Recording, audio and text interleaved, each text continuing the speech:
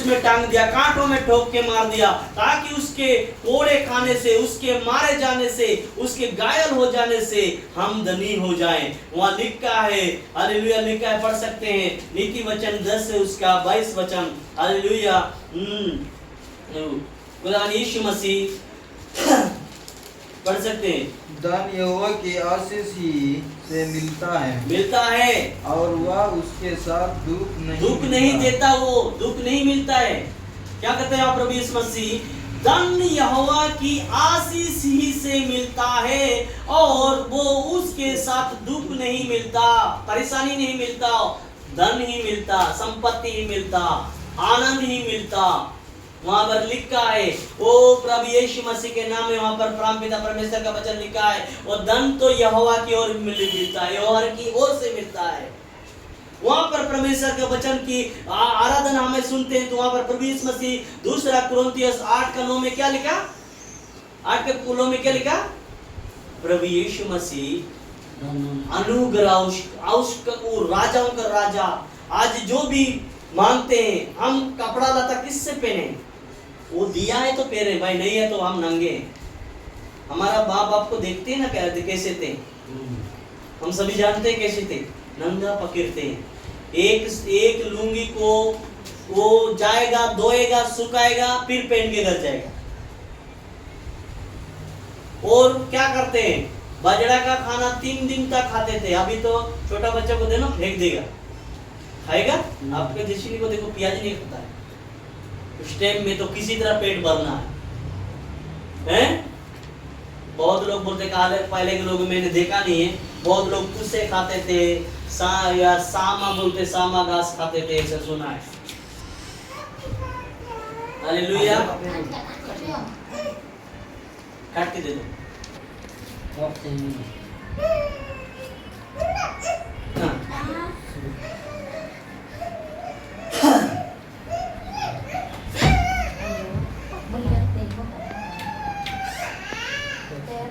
तो खुदावंद यीशु मसीह उसका कंगाल हो जाने से हम धनी बन सकते हैं। और यहाँ पर प्रभु यीशु मसीह के वचन में कहते हैं, धन संपत्ति किससे मिलती?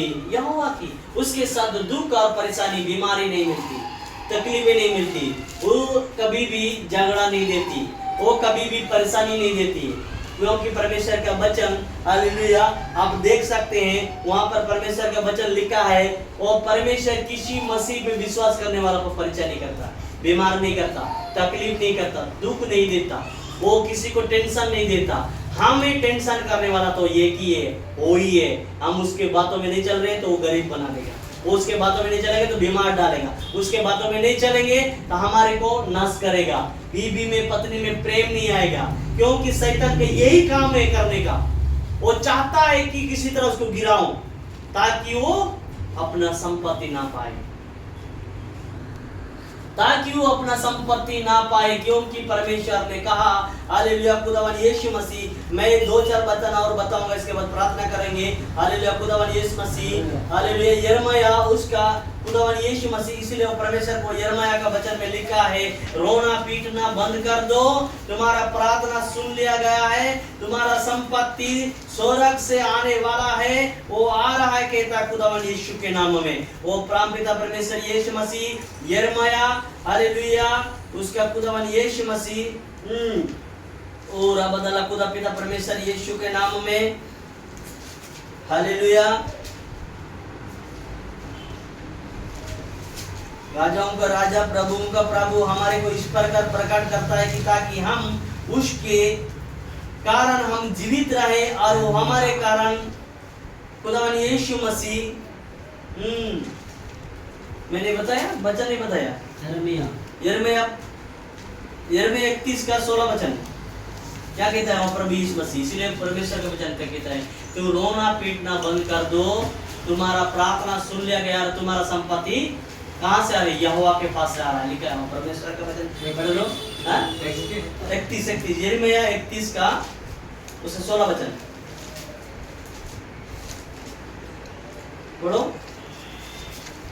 यहोवा यो कहता है, रोने पीटने और आंसू बहाने से रुक जा, क्योंकि तेरे परिश्रम यानी तेरा प्रार्थना का फल मिलने वाला है हम्म, और वे शत्रुओं के देश से लौट आएंगे। हालेलुया। हालेलुया।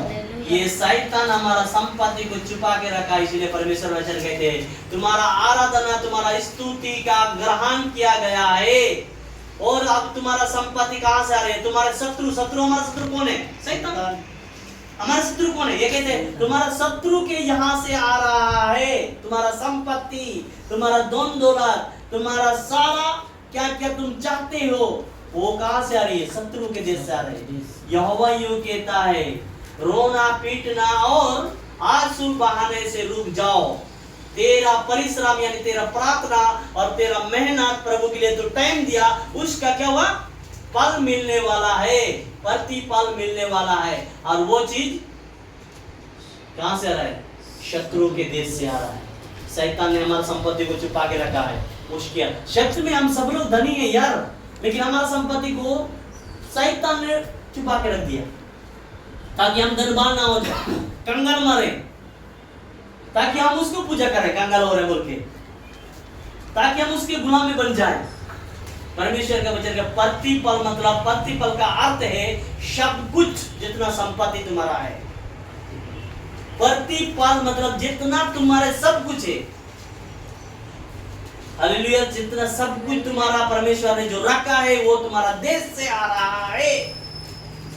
और वो परमेश्वर ने क्या किया कि उसके कंगाल हो जाने से हम धनवान हो गए।